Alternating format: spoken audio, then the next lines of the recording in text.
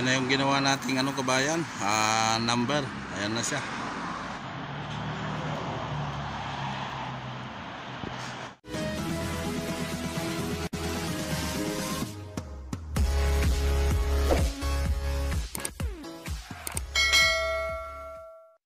Ito pala yung gagamitin natin na frame kabayan na plywood.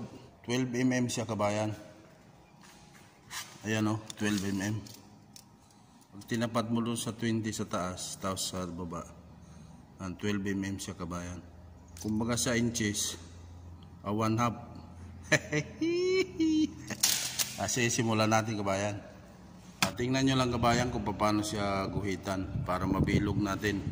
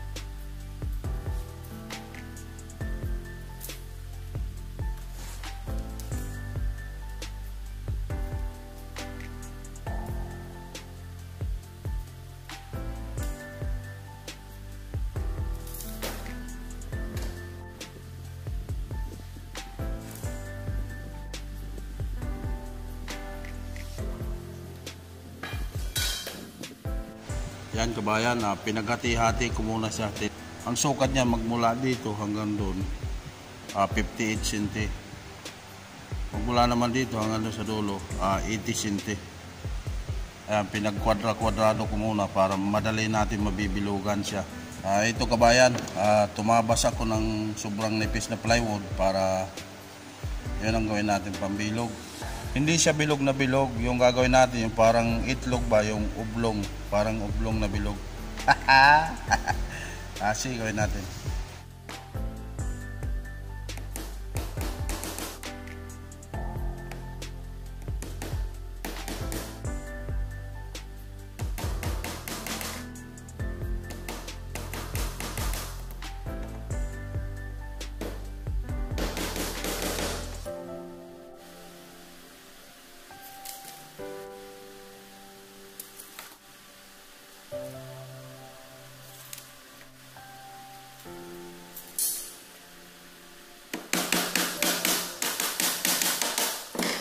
Ayan na kabayan, napakuhaan ko na siya. Sige, bilogin natin.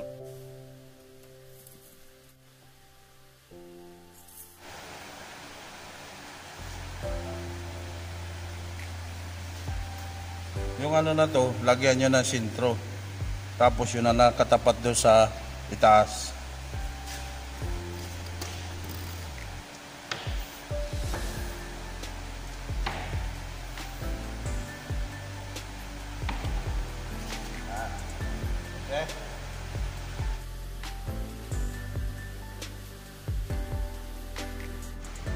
Tapos kabayan, pag naguhitan na to, yan, naguhitan na, di ba? May tanda yan doon. Tanda mo rin dito. Yan, tapos sukatin mo ng metros kung ilan. Tanggalin mo to. Tapos sukatin mo yan hanggang dito sa ginuhit mo. Tapos magsukat ka mula dito hanggang dito para magparehas sila. So, ayan, 57 siya. Guhit ka dito ng 57. Tapos ito yung sentro.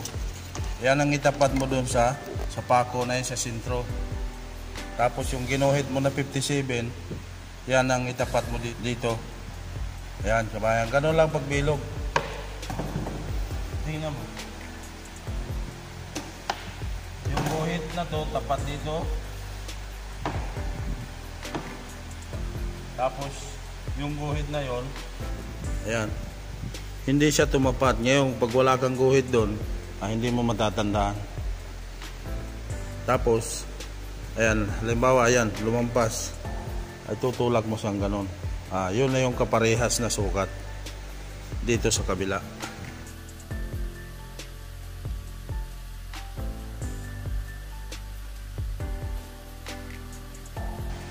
Ayos!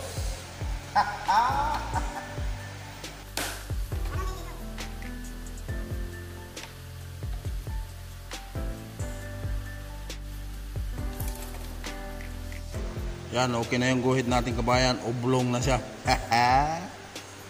Tapos dito kabayan, yung guhit na to, kasi kailangan mayroon siyang paa para tumayo. Kaya yung bilog na to, hanggang dito ka lang gaganon ka. Yan.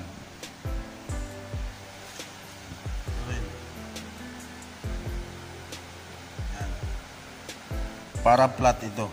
Yun ang pinakapaa niya, tatayo. Ayan na kabayan. Sige, bibilogin ko muna bago natin butasin yung gitna. Sige, lalagarin ko lang sa kabayan.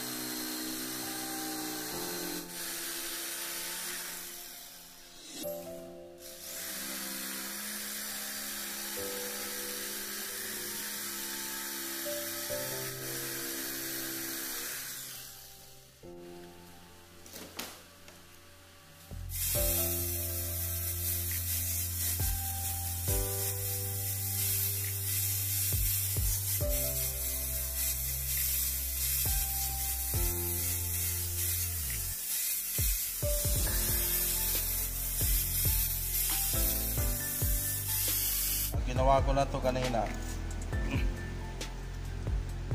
Yung sukat niyan at 20 cm mula dito hanggang dito sa isang kasi yung gagawin ko lang dapat 19, kaso mas maliit kaya ginawa kong 20. Ganito lang yung pagbilog niyan kabayan. To, lagay mo lang itong pako. Yan. Tapos lagyan mo ng lapis doon.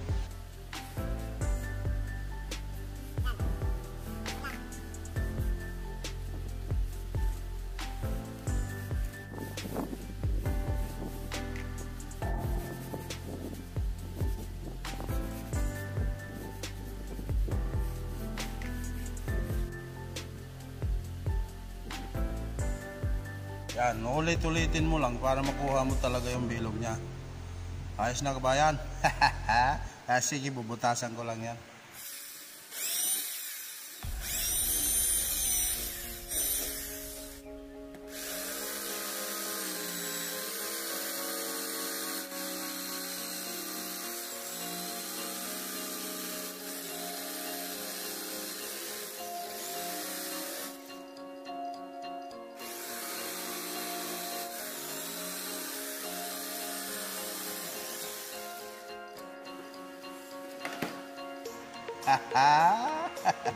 Ayos ba yan? Ayos. Tapos kabayan, kailangan kasi dalawa yon, kasi magtatakip sila. Kaya madali na gawin yung isa kasi mayroon ka ng una.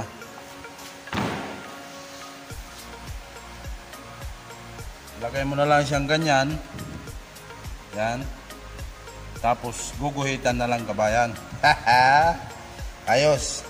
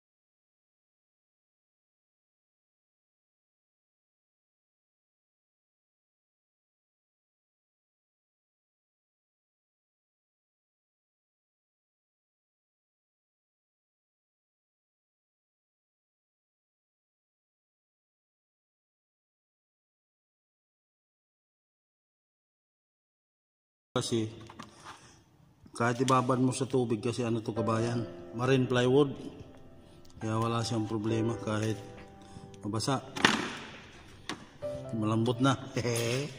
Yan, mabaluktot na. Oh. Kakain muna ako, kain tayo kabayan. Ito yung roti, ito yung ulam ko kabayan. Manok yata to. Ayun, manok nga. Yan ang luto nila. Ito roti. Sige, kain muna tayo bago natin gawin yan.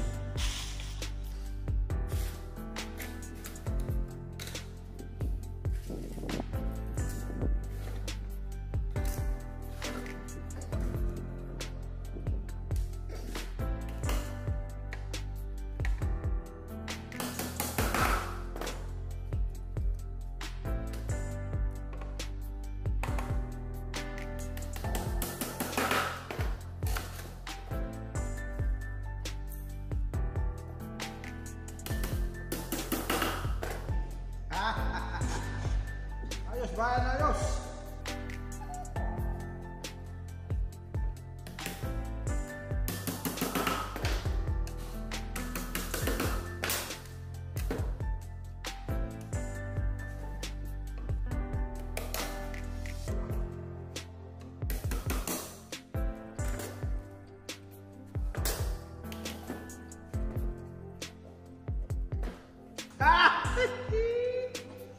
Ayos bayan, ayos.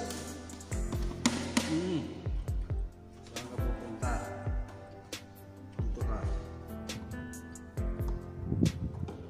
Hirap nag-iisa bayan. Walang kasama.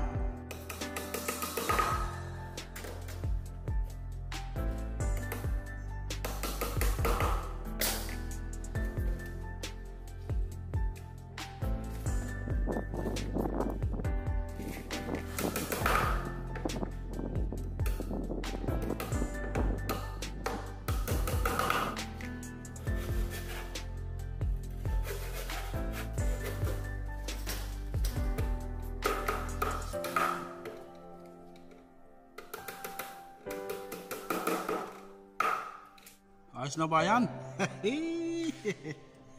Yan na siya.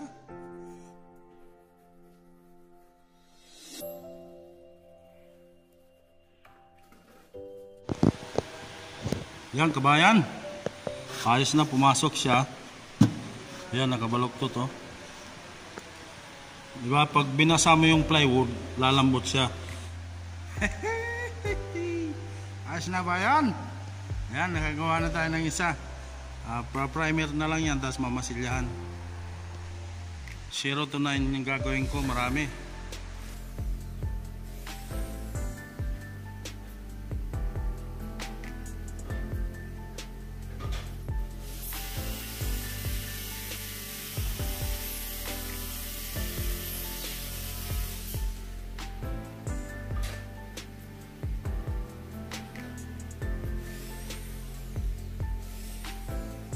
Yan kabayan, natuyo na yung minasilya natin. Ito, lilihain na lang to, pati ito. Ay, ayos na bayan. Ayan. Mapakita sa inyo yung ginamit kong primer at saka yung ito siya kabayan Yan. Ito yung primer.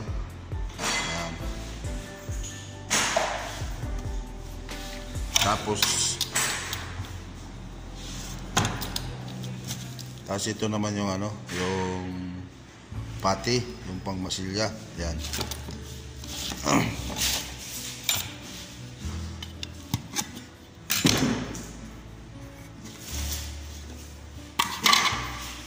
Pag mga ganito kabayan na yan, halimbawa yan medyo matigas ito. Yan. Masyado siya mimix lang ito ng yung thinner para lumabnaw. Yung gusto nyo masilya na malabnaw, mimix nyo lang sa thinner, lacquer thinner, para lumabnaw siya. Yan. Pang plywood ito siya pang kahoy. Yan.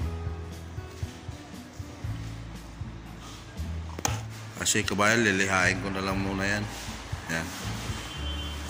Pwede siyang 0.5, pwedeng 50. Okay ba yan? Yan kabayan, pinipinturahan na namin yung number. Yan. Ito pala yung ginamit yung pintura. Yan. Yung flat mat siya. Oh. Enamel white. Number 800. Yan. Yan ang bayan, puti-puti na. Baliktad yung 5.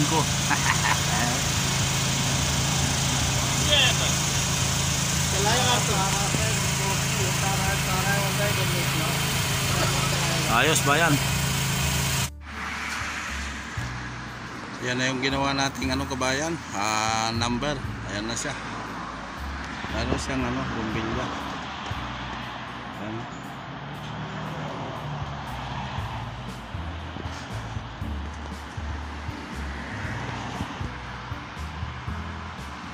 Yes, diba?